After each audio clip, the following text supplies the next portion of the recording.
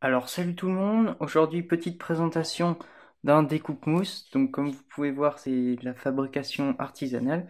Et donc pour ceux qui ne sauraient pas encore à quoi ça sert, c'est juste pour découper de la mousse. Donc ça peut être du d'éperon ou de la mousse d'isolation ou bien du carton. Donc là, je sais pas si vous pouvez voir mais là il y a un fil.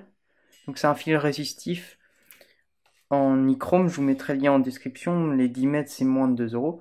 Donc là, si j'appuie sur le bouton qui est là, on passe du courant en fait dans le câble et donc comme ça vous permet de couper de la mousse comme si c'était du beurre par exemple. Donc là c'est découpé et on a juste à enlever. Donc éviter de respirer les fumées, c'est pas super aussi.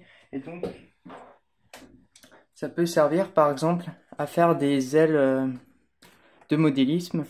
Donc là pour faire le profilé de l'aile volante. Donc, il n'y a pas de plan spécifique, c'est juste une structure donc en H. Là, il y a un tasseau, on va dire. Donc, c'est juste des chutes de bois. Après, vous mettez une vis pour faire pivot ici. Là, vous bloquez le fil entre deux rondelles. Et de l'autre côté, il faut un système avec un élastique pour faire une tension. Donc, ça peut être. Donc là, j'utilise des élastiques qui sont normalement utilisés dans les bureaux pour compresser les gros dossiers, mais vous pouvez utiliser par exemple des élastiques pour la musculation ou juste des élastiques de bureau assemblés entre eux. Et puis là, on voit le fil qui est connecté jusqu'à l'interrupteur.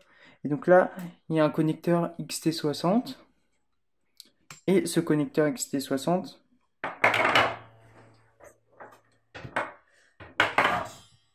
est connecté à une alimentation. Donc je vous mettrai le lien aussi en description. Et là, j'utilise du 20 volts pour environ une section de 90 cm de fil.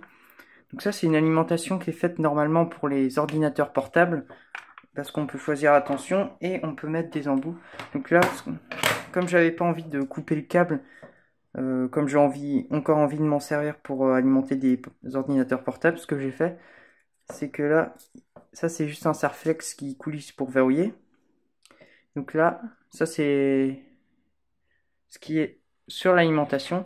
Donc avec de la colle chaude et deux bouts de câble en cuivre étamé, j'ai fait le connecteur mâle. Donc on les emboîte et après on les verrouille.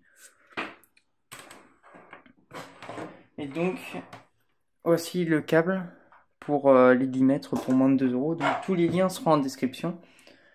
Si jamais vous avez trouvé ça utile, vous pouvez commenter. Et si jamais ça vous intéresse aussi une vidéo de présentation de l'aile volante, vous pouvez laisser ça en commentaire.